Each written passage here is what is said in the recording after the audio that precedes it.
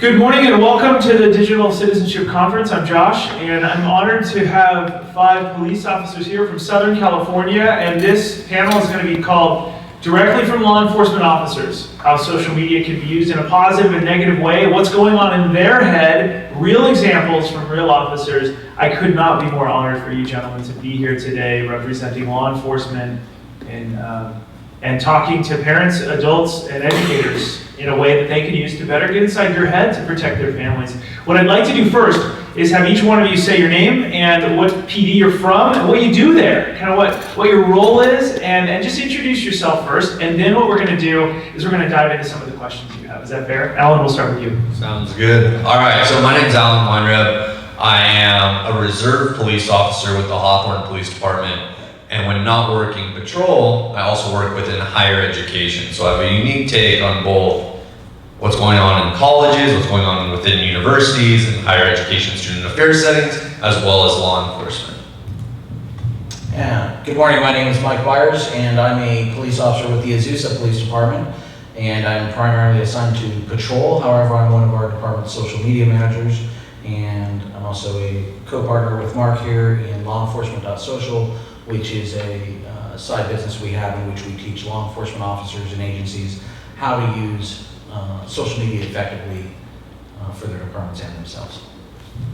My name is Mark Marty. I'm a training and recruitment sergeant for the city of Montebello. I'm also the social media manager for our department, and I designed and set up our social media program. And along with what Mike said, we actually do a podcast primarily for LESM, law enforcement social media, so that other law enforcement professionals can learn what we're doing. And we translate the citizens or the normal people world into law enforcement, I guess you could say. Normal people. You know what I mean? Hey, my name's Tim. I'm with Huntington Beach Police Department. I'm a lieutenant there. Among other things, I manage our social media team, and I also manage our background hiring process. And that applies to this conference as well as the social media stuff. I do not have a side business doing website stuff and everything. Hi, my name is Detective Rudy Perez. I work for the Los Angeles School Police Department.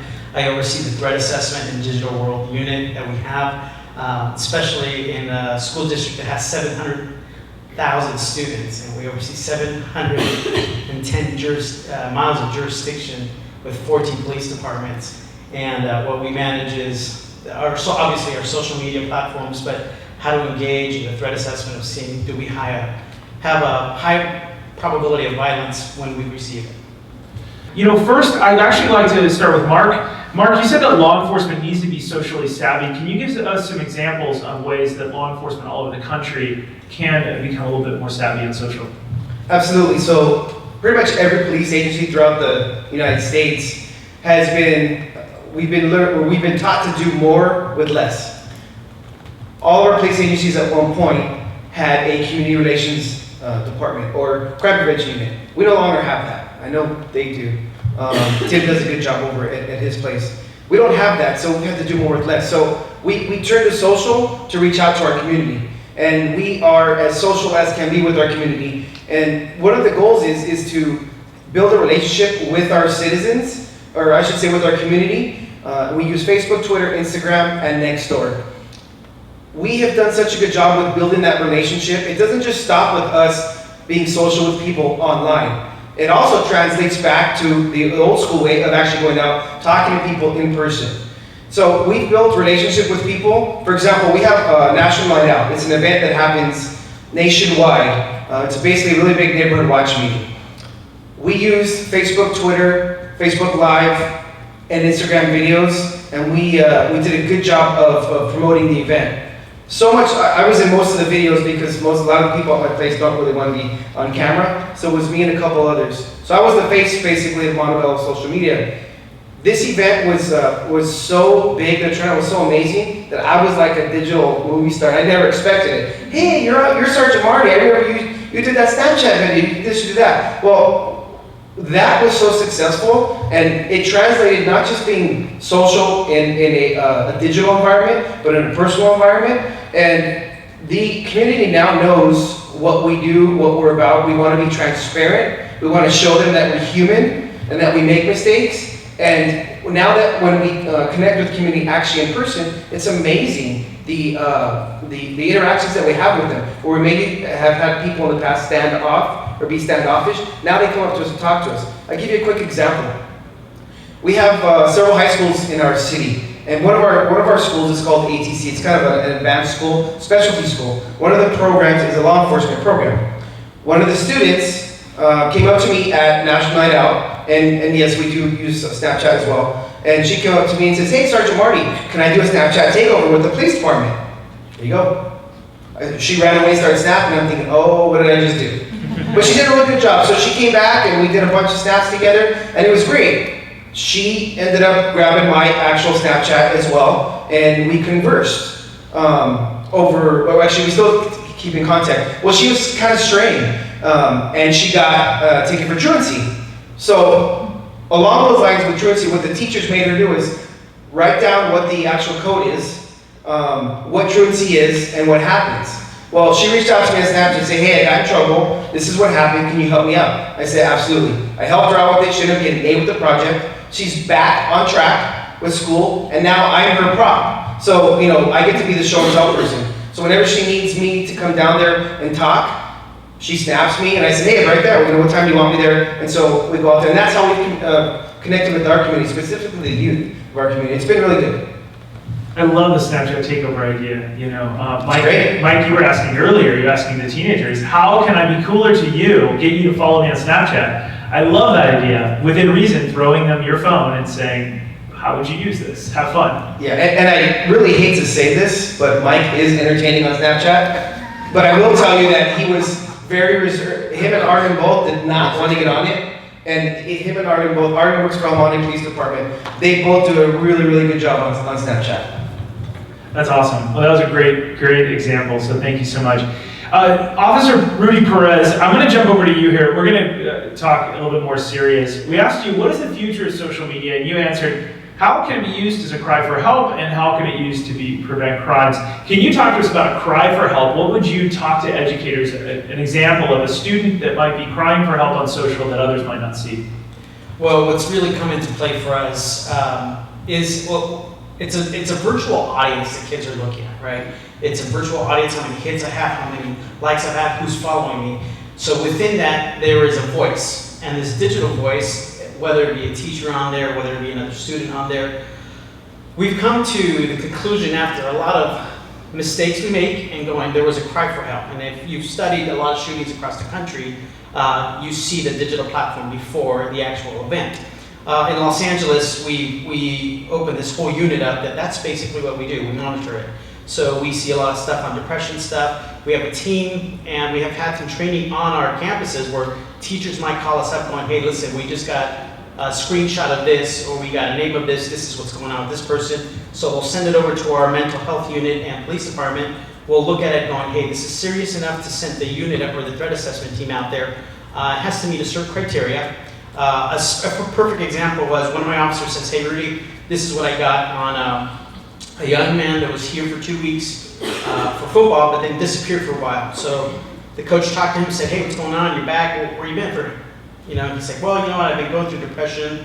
They looked up his Instagram account, and we looked up his Facebook, and just negative stuff. The vessel was being filled with negative things, if that makes sense to you guys here. And that is a big thing for us. Where's the evolution of violence heading when somebody is talking online? Well, we get the information. I meet with the student. I actually go meet with him with another detective, and we begin to interview him. Going, "Hey, is there something we can do to manage your tension here?" So he begins to say, he goes, "I'm sick and tired of this world. I want to end it. I'm tired because nobody's giving me the chance a day. They call me Shark." I go, "Well, why do they call you Shark?" He had braces, but he pulled them off with pliers, so he broke some of his teeth. So the name Shark was really getting to him in the football team. I go, okay, so there was the evolution of going, I'm sick and tired of people getting to me. He was being filled with a lot of negative process. So as I'm interviewing him, he goes, "Listen, last week, I hate my stepmother. And in the process of hating her, she makes fun of me, she calls me Shark. The team's calling me Shark. My home is not a safe place to be at. School, maybe somewhat, when I have somewhat friends." He says, "I got home, I went to my dad's closet, pulled out a shotgun, I loaded a few rounds. He's in the Navy. Red means ready to go. I lifted the shotgun, I racked it, my mom's coming in, my stepmom's coming in, and I was gonna blow her brains out, but I heard my young brother in her arms. Okay, so this is what he's interviewing me with. And I'm just kind of going, okay. I go, we need to go to your house. So long story short, we recover a lot of rifles, a lot of rounds in the house. The evolution of violence was heading there. We still present the case to the district attorney's office, which was rejected, but my job doesn't stop there. My job goes, okay, I gotta get you the help you need. So the fact that we work for a school district, going, my job as, okay, you didn't meet the elements of the crime, I'm gonna move on. So we end up getting him the mental health he needs, we end up getting him the support system that he needs, to the point that we're still following him. And those are some of the examples we are dealing with. That's a really positive example, a good outcome. Yeah. A really great example. Thank you for that. Very scary. So, Officer Tim Martin, I'd like to jump over to you. And you mentioned something interesting. A lot of these, you want to tell parents, and I'd love for you to speak to this, just about every application has the ability to chat, trade photographs and video privately, in addition to publicly. We talked about this with students earlier. Can you talk to us about that? What would you tell parents and educators about what examples you're hearing about private sharing of information as well? So one of the things, if you're in the teen group, these are very responsible kids that are talking to us about how they keep their accounts private, and they only let certain people in. And what kids and parents don't realize is that if you're cross-posting to different platforms, if you're taking your Snapchat and saying, hey, Twitter, come watch this on Snapchat, or hey, Facebook, come see what I did, and those platforms are not private, then you are opening up your private elements to the public. So there's programs out there that are free for anybody to download, to where you can punch in somebody's name, their username, and it'll bring up every single email, social media account that they have that's open to the public, and you have the back door into the kids that way. All of your kids that play video games that are free online, Minecraft, Roblox, all of those games out there have elements of chat. And parents don't realize that when they give their kids these games that are, oh, it's not, there's no blood and gore and shoot, it must be a great game. Not only do we as a police department know that, but so do all the predators out there. And that's a lot of times how they'll get that introduction into the kids, is through those chats. Instagram has, Instagram is thought of as a innocent photo platform where, kids are posting pictures, and the parents are maybe following them, and they see that, okay, they're posting pictures of their team or their sports or their night at Disneyland. Hidden inside of Instagram is a chat feature, and in that chat feature you can send videos, you can send pictures, you can send everything. So every aspect of social media has some sort of chat feature to it that a lot of parents don't realize. And I stumbled across Roblox chat feature with my own kids, and I didn't realize it, and all the aspects of those. And so private is only as private as, if kids want to lock it down, they can do that. But unfortunately, the trend with kids especially teenagers, is popularity is based on the amount of people that follow you, or the amount of people that you follow. So you have these kids out here that they have scholarships in college in mind, and they know that, okay, I need to post that I volunteered at the race, at the marathon, or picking up trash on the beach. I want to post that stuff and make it a private or a public account. But most kids will not have that thought in their head. They want to be popular. Hey, I have 8,000 followers. They have no idea who these people are. That's right. They just follow them. Especially if they're a young woman, they have no idea why. I have 8,000 because I'm that cool. And it might be very different. Yeah, that's a really good point. So, Officer Marty, I want to jump over to you and ask you a specific question. How can parents take a proactive role in protecting their kids? They need to be involved. They need to be involved with their kids. To simply go out there and say, here's your phone, it's locked down, you can't do anything, that's not going to work. You have to develop a relationship with your child. You have to be proactive with your child. what we don't understand is that obviously the people, you in this room that are professionals in education and parents, you're taking that extra step to understand. And I mentioned this in the last class I was in. Children nowadays are smarter than us when it comes to technology. A lot of us, when we were born, we didn't have iPads and iPhones and stuff to play with. Kids nowadays, they're born with those in their hands, or they know how to use them even better than we do, right? So it's one thing to be able to put software on your phone or your children's devices to limit what they're doing, but you need to, as I mentioned earlier, trust but verify. You have to sit down and talk to them and say, listen, here's your phone. We're going to allow you to use your phone. If there's apps that you're going to download, you're going to tell us about it. For example, most of us know if you have an iPhone and you have a family share program, you can set a feature to where when a child wants to download a program, you get notified, and it's up to you to download it. Now, what's great is that if you're in this room and you saw the list of apps that Josh mentioned when we first started this topic, you have an understanding of why, and maybe one of those gray area apps is on there, and you're probably not going to let them use it, but you want to talk to them and say, why do you want to sign up on this app? Why do you want to use this? So you need to develop that relationship with your child, but still have, and if you're putting a device or an app that locks it up, let them know, hey, just so you know, there's still going to be an app on this that I can monitor what you're trying to download. But if there's something you want to download, talk to me, let's talk about it, and let's try and do it. That's very wise. Officer Weinreb, did I pronounce that correct? That's correct.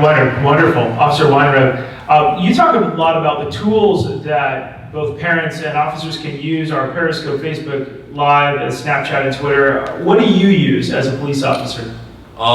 Specifically as a police officer, Facebook Live, Periscope, and Snapchat. I think, and let me preface, that's how I was able to meet Mike and Mark several months ago.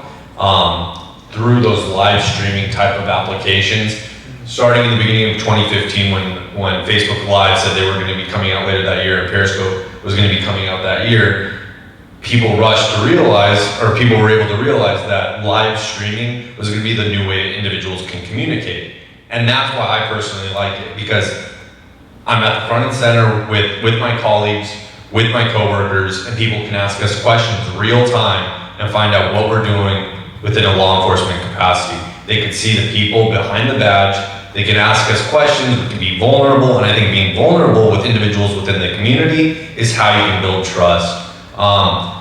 This is also why I'm passionate about working in education, which I do, and that helps translate into what I do within law enforcement. So Periscope, Snapchat, Facebook Live, being able to engage a community on a second-by-second basis absolutely helps develop a rapport. That's really good. It's a positive PR. You guys are getting closer to the community. I really like that. Yes, sir. Josh, with that said, I think we've got a few of our savvy students doing live feeds, whichever platform they use, but at the same time taking tests. And they were they would create groups, and they would create specific groups going, hey, this is what's going to be on the next test. And we'd send it out, people would write it, or obviously within a close group, I mean, they're savvy enough to do it until we got enough information of, tapping into that live feed, we were able to address this also. So understand that it goes back and forth, right? We get a lot of live, and I'm sure every officer up here can tell you the live feed on Facebook changed this year for us, because it was an instant connection to the world, right? We've seen crazy videos from Minnesota, a woman going live, they just shot my boyfriend, and just nonchalant of trying to get something live instead of saying, he needs help. What do we do to need help? And that is a whole different phenomenon that it's creating, because it's really creating a live broadcast. Your own live channel, Rudy 7 News, that is transmitting to the world instantly. Yeah, that's pretty scary. I want to jump over to some case studies, and Officer Martin, I want to jump over to you. What are some good and bad examples? And you filled out the form saying that a mom learned that her daughter was being contacted and romanced by an adult male who was making plans to meet her. Can you guys give us, and I'd like to start with you, Officer Martin, give us some examples that parents may not know. We talked a little bit about this private messaging behind a lot of these apps. Can you talk to us about some of the stuff you've seen? I'd love to hear from all of you. Bad examples to protect people. So just briefly on that one, that wasn't the result of one of our educational programs in the police department with parents of high school students. And most parents, I think nationwide the average is about 83% of teenagers have smartphones and access to the world. And you have, if you've ever looked at things that you think are innocent like Pinterest and Google Images, they're not innocent. There's a dark side to everything out there. And so we push that there are a lot of free programs out there to monitor your kids' phones, and there's a delicate line that parents have to take with that. But for a parent to hand a kid a phone or a computer and say, see you next year, never ever look at what they're doing, that's where the danger comes in. And in this particular case, that's what happened. Parent gave a kid a smartphone, and they were at the phase of the interaction where the guy was going to drive from out of state, get a hotel room and pick up this teenage girl. And had the mom not been proactive in monitoring the kids' social media, I don't think we have to monitor our kids everything that they do if they're talking to their friends. But you got to monitor it for the outside influences that come in.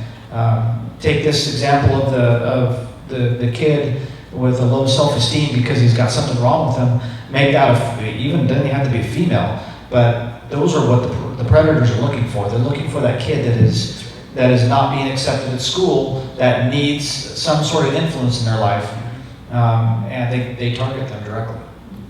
Any other examples that you guys have about that? I get a call, because we're on the internet, we make it easy to find a digital safety speaker, and I got a call from Kansas, and they said that law enforcement got involved in an instance, and they said, can you report on this on the news? And I said, well, what's the problem? Oh, well, this mom had a daughter, and the daughter didn't have a cell phone. But law enforcement just kept getting involved, saying, well, how did this predator contact her? Well, she doesn't have a cell phone. Well, how? Oh, well, she uses our iPad when we're all watching TV, and she's in the corner. Turns out she had Kik, Pinterest, and Tumblr, or something like that. And Kik being the one that's very private, very secure, and very predatorial. A man pretended, a 65, 55-year-old man, pretended out of state, pretended as though he was a 13-year-old, and abducted her. She got back safely. Everything, thank God, was found. But are you guys seeing this a lot? And if so, what age group, and what do we need to know to protect kids? We're seeing it probably from the middle school up to within high school, right? But what you're seeing is the empty void, is what Tim is talking about. It's the empty void that I'm finding that digital friend that goes, what? He liked my shirt, he liked my color. So there's buy-in automatically when you have the empty void of a person that doesn't have a caring adult. That's right. Every interview that I've had, every investigation comes back to, well, you know what? I was feeling down, I was feeling bad, and somebody filled in the empty void of a caring adult. We have so many cases that, we're working with the district attorney's office with the sex trafficking, and that's a whole other ballgame that we're trying to engage and, one, educate our young girls, going, you are made whole, you are beautiful, you are who you are, and that's even my job as a school resource officer. When I was working at campus, I was like, come on, you guys you're doing a great job, because there's a lot of our kids, and I'm going to give you a kind of a funky example, and if we can track with me, it'd be interesting.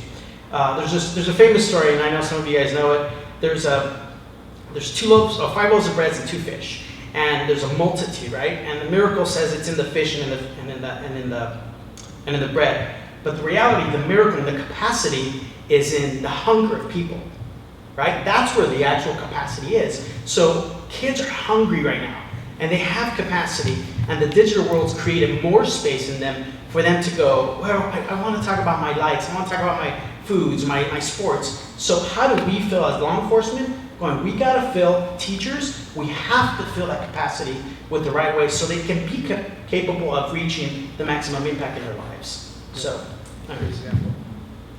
That's very good.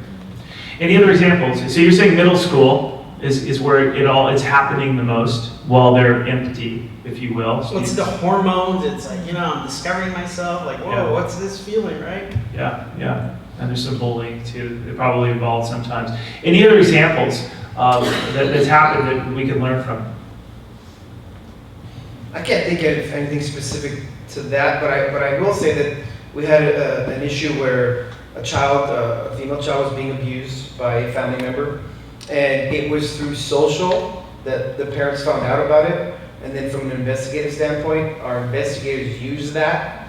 We do what are called pretext phone calls.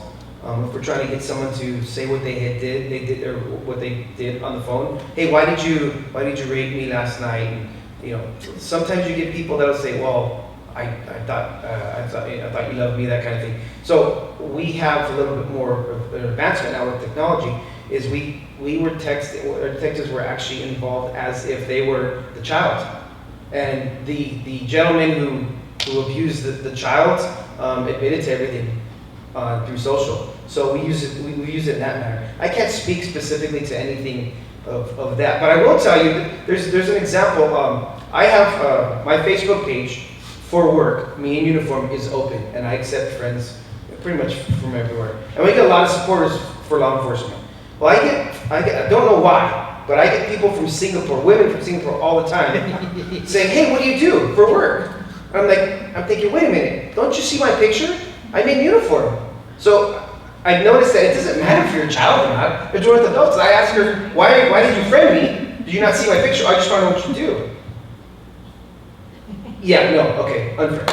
So, Absolutely. Interesting. That's hilarious. and it's not just Singapore, but that's just an example. Yeah. Okay, so let's dive into some advice that some of you have. We have Mike, Officer Byers. You said that let's start early changing patterns, giving kids, when you give kids electronic devices, give them for healthy reasons. How early do we start? Well, first of all, the advice that I'm going to give you is not applicable, cannot work with anybody at 15, 14 years of age. I'm sure there's some professionals in the industry that would argue with me, but I think, look, my son Grayson, he's 6, and he was already manipulating an iPad at 4. They're already using the devices, whether it's to look at pictures, look at cool videos. Right now, his big thing is looking at all the Nerf YouTube videos. I think that by putting the devices in their hands that early, and as long as the parents are doing what they're supposed to be doing, and that is raising our children and teaching them the correct way to use these devices, it's okay to get it in their hands. It's a smart room. Yeah, I think you might have to do that room. Because we have to look at it this way. If we do not take our parental duties really to heart in terms of digital devices and social media, and we don't start training them early and show them the right way, they're not going to learn. Who's going to teach them? I'll tell you who will teach them if you don't. And you're not going to like the answer.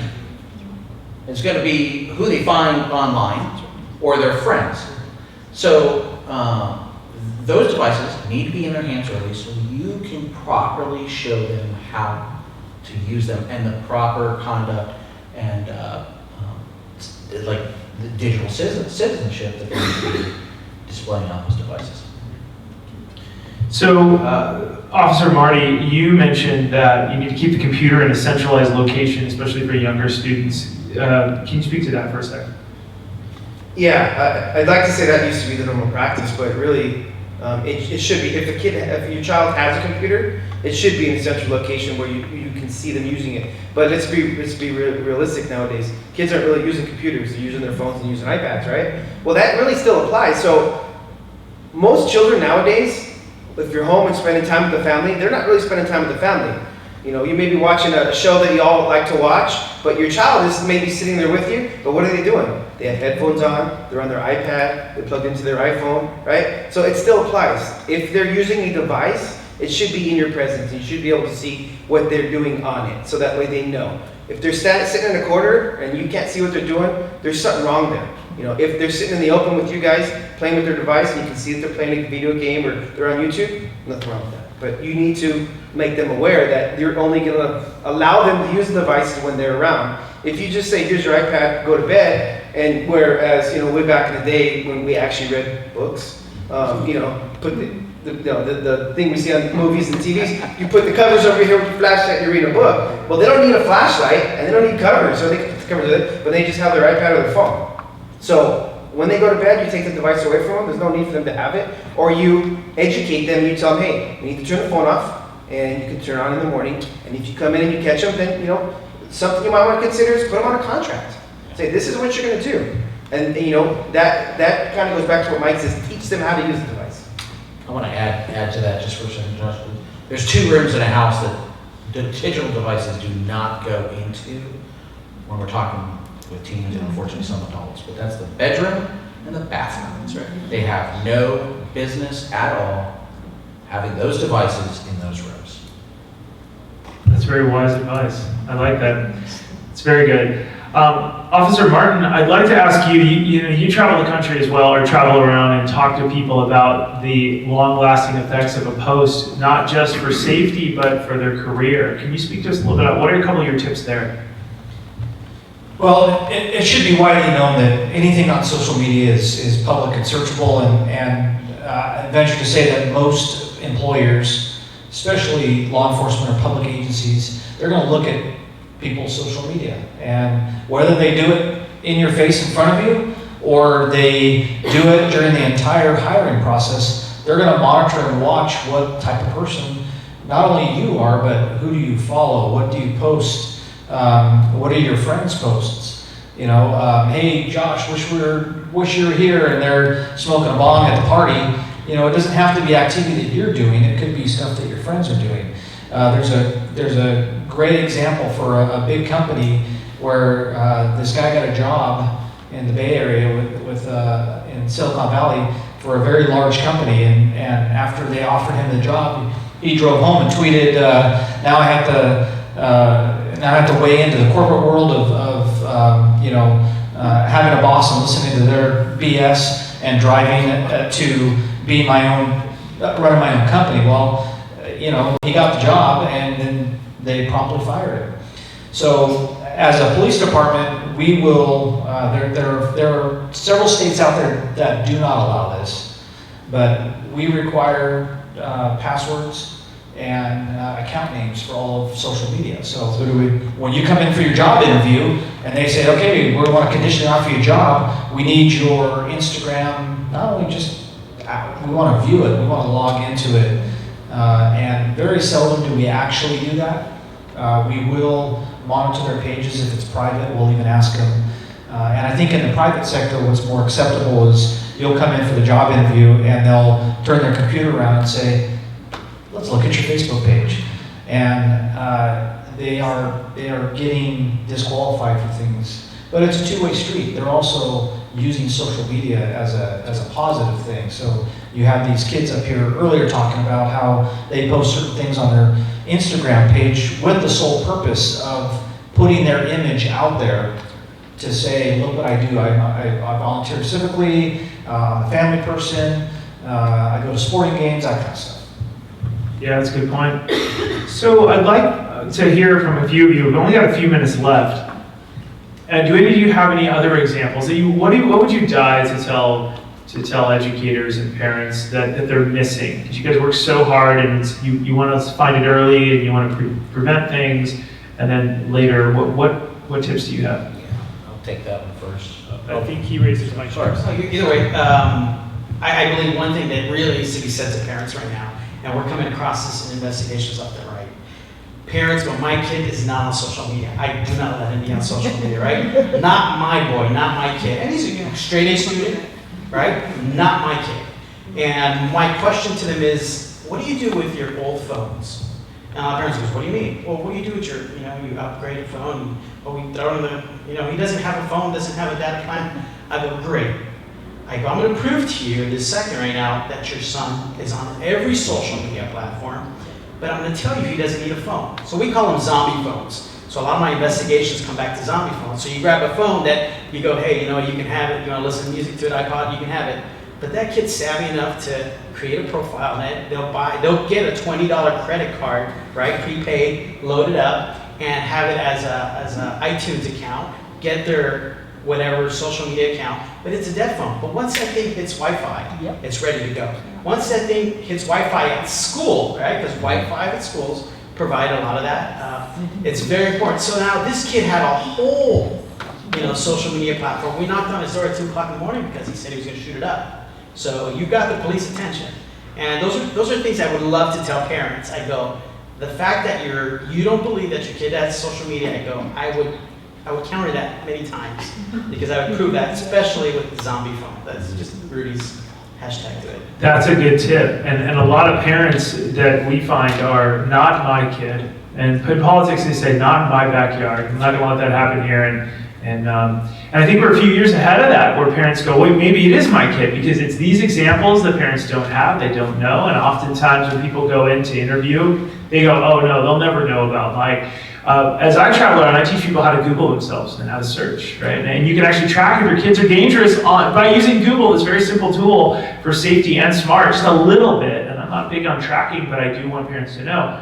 So we teach them, and parents always say to me, oh, my kid isn't posting bad, or my image isn't bad online. But they haven't taken the time to Google, and then they go, oh no, and it's this big barrier. We're a few years ahead of that, and I think these examples help to bring them up. Mike, you had an example. Well, I think that, the best piece of advice for educators or parents is that they have to be involved, and they have to learn the social media platforms. There's no way around it. And you can't, we will allow our children to go and get their driver's license, go to driver's ed, and learn how to drive, and you'll show them how to drive, and then you'll finally give them the keys, and they'll take that car and they'll go out. Yet I can take this device right here, and this device is like a loaded gun, and you put it in a kid's hands.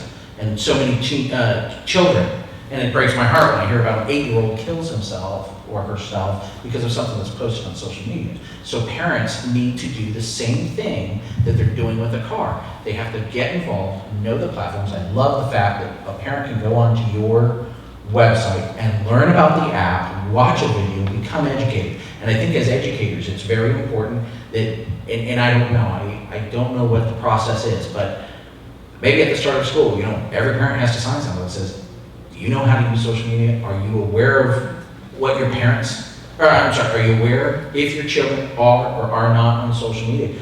They need to get involved. Yeah. On that same note, we talk to a lot of parents, and I've heard from parents, and you guys are the experts really, but I talk to a lot of parents all over the country that say, some dads will do the following thing, and moms, it's great too, and they say, am I rude that I ask my daughter from across the room, he goes, all right, I want to see it. She tosses it along, he knows her passcode, he opens it up, he looks through a few things, he goes, okay, looks good, here you go. Throws it back there, and they have a wonderful reputation that the daughter knows that this car, this is a Ferrari that will kill people. You just hand it over to him. This car, a lot of parents ask, should I have the passcode? I don't know. It's always this gray area. There's a lot of pressure with colleges and nice neighborhoods, poor neighborhoods. There's a lot going on. I always tell them, if you bought a vehicle for your kids, would you have keys to that car?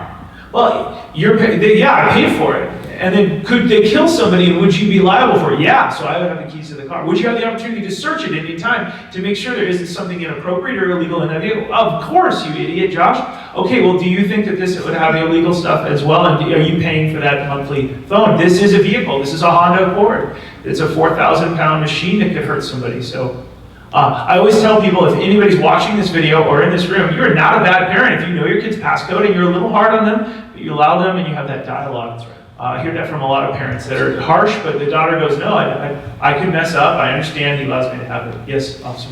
So take that a little bit further, because that technique is actually very popular amongst parents. And like Mark said, kids are a lot smarter than us. The second they walk in that door, everything bad has been deleted by then. So I think it's, as a parent, especially of a teenager, it's okay to have some sort of monitoring device on your kid's phone, and that's what we always suggest. There's programs out there that are free. There's programs out there that you can pay for. There's a program, it's called MM Guardian, and a program like that will allow you to remotely look at your child's phone and just see what you're doing. You're going to see your kid, and you're going to say, I didn't know they knew about that.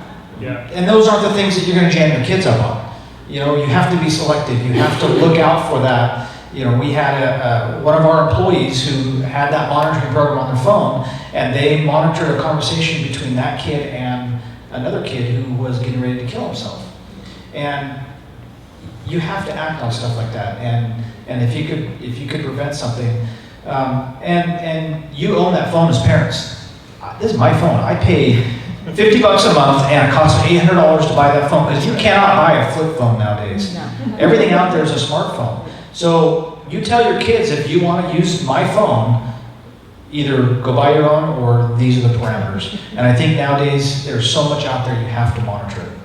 So a lot of my friends are the CEOs of some of these apps that track, and they're wonderful. And I 100%, you guys are the experts. You're in the field every day doing the hard work. So when they say you should have some kind of a tracking option, I would believe them 100%. And I love hearing that, and the dialogue we're having today. And the thing that I'm hearing from some of these people, and I may be completely wrong, but some of these people are like, yeah, Apple is so good at restricting and creating verticals that we can't get into this vertical on your phone and we can't track that part.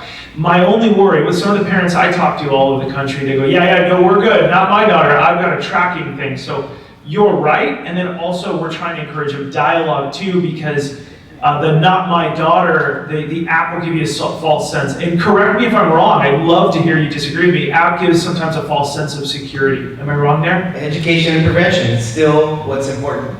That's the dialogue you have to have with the child. And I never would advocate putting an app on a kid's phone and not telling them. Correct. You need to tell them. Not only tell them, but show them, this is what I can see and this is how it works. It's always going to be in the back of the head. Love that. Yes, Alan. I think something that's huge, especially for people that are working within the field of education, is having those uncomfortable conversations. You guys have all had it before. When you're dealing with students on any level, you have to have those difficult conversations. We do it at law enforcement, I do it within higher education. And from what I see, both in higher ed and in law enforcement, too many parents want to be friends with their sons and daughters instead of wanting to parent them. I can say this as somebody who does not have any kids. I don't know what it's like. I don't know what it's like to have kids, but I have 2 nieces on the way, and I know I'm going to be very strict with them. I already know that. It's going to happen. But I'm not scared to have those difficult conversations with them. I want to know what my nieces are going to be up to, as well as parents should want to know what their children are up to. So enough with the dichotomy between being super friendly with your children, but having unrealistic expectations. There needs to be more parenting and less of a friendship. That's really wise advice. Some of the investigations we've dealt with, there's 2 of them that I can tell you. The kid mirrored his cell phone. So the dad can track him where he was, left the phone in the car, always idling, going, oh, that's where he's at. And he took off wherever he wanted to with his other cell phone.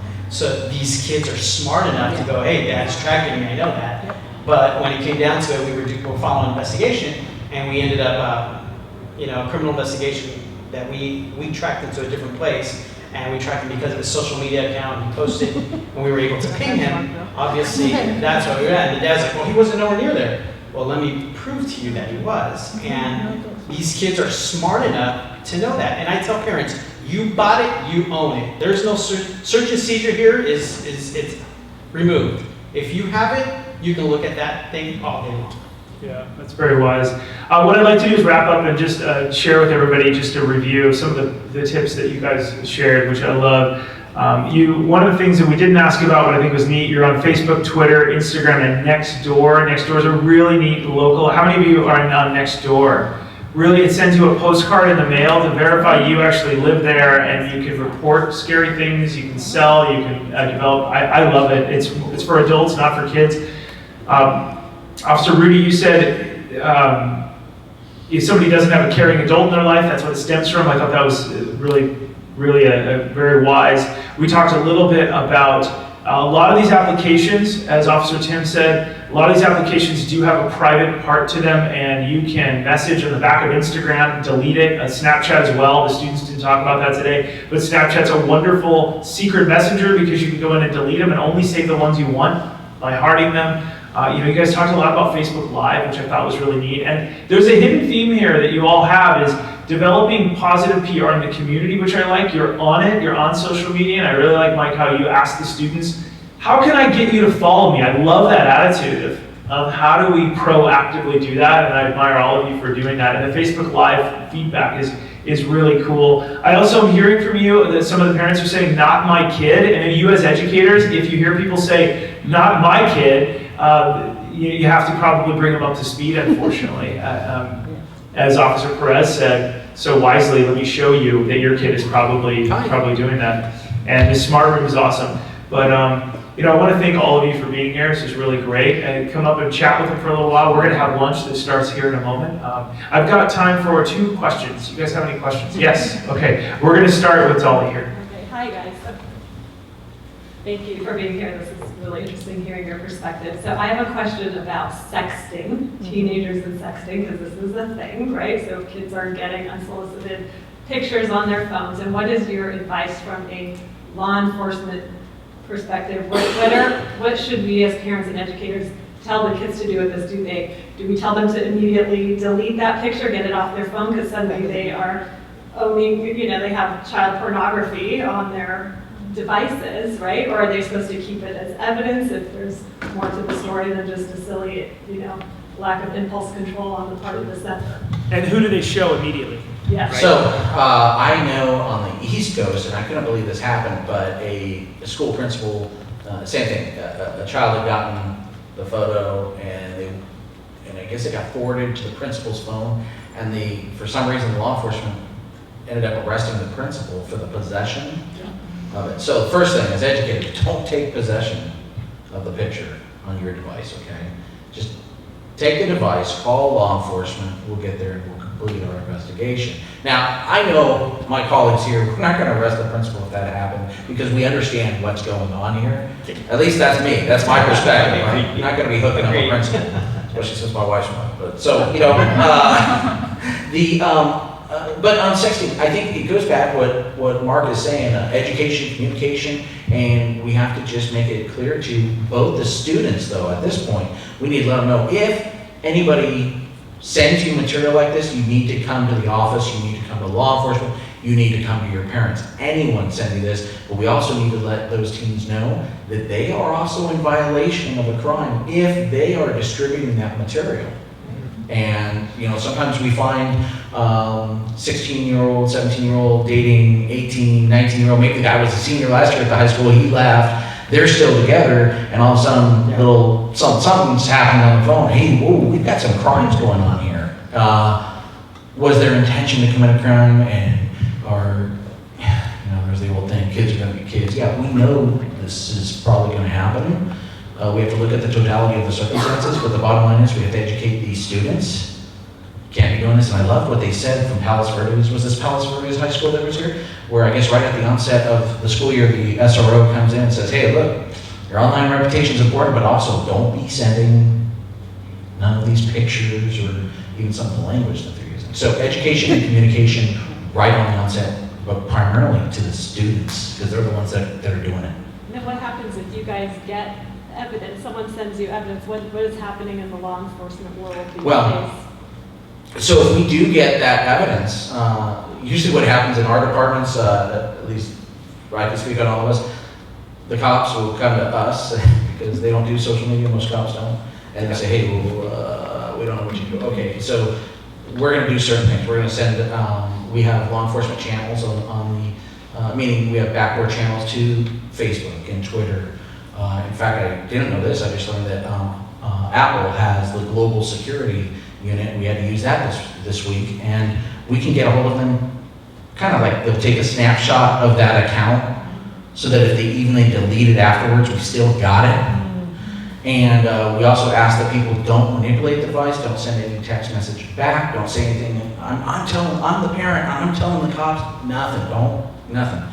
Let us take it, and if we have to, we'll take the device into custody, into evidence, and then we'll send it off for forensic examination. There's a ton of state and federal task force out there that work those, and just remember, every time one of those pictures gets sent to your kid, if you delete it, that's just another. They're just going to go victimize more people, and they're gonna hook the kid that finally. They send that out for a reason. They're trying to find that kid that for some reason is interested in, and they have that hook, and then they become live victims through that. One of the things I want to, and this is the empathy part of me as a cop, because I deal with so many of these things all the time. We're like, all right, you're not going to get hooked up for child pornography, so empathy has to come into play. Was there a malice aforethought? right? Was there malice aforethought? Because then we'll start leading into the theory of school to prison pipeline. Well, you get to school, you get hooked up at school, cop hooked me up, oh, I was just chatting. That's not what we're for. We're here to educate and get you to a place where at least you're thinking on your own, going, the mistake you made was wrong. So what we've done now is we brought all the parties into play. We'll bring them into play in a meeting, and first, obviously, we wouldn't show pictures to each other, but going, do you realize the impact that you guys have put yourselves into? And then people are kind of going, wow. And we'll bring an educator and going, now I'm gonna hire you. This is all out there. What do you think the process behind it? So you get that kid to, once again, begin to mature in a place. So we call it connection circles, going, when you have that kind of investigation, I go, hey, you gotta get the social worker in there, get a connection circle, talk about it. Once we've eliminated the crime, or, process of crime, there's no malice aforethought. But if there is, then we'll go with the prosecution and we'll go forward with what we gotta do. But kind of the counselor part kicks in to me. Glad to hear that. Really great tips. We're gonna have to wrap it up here because we've got lunch starting, but they're gonna be around for a little while and they're gonna have some lunch. We've got burritos outside. Let's give them another round of applause.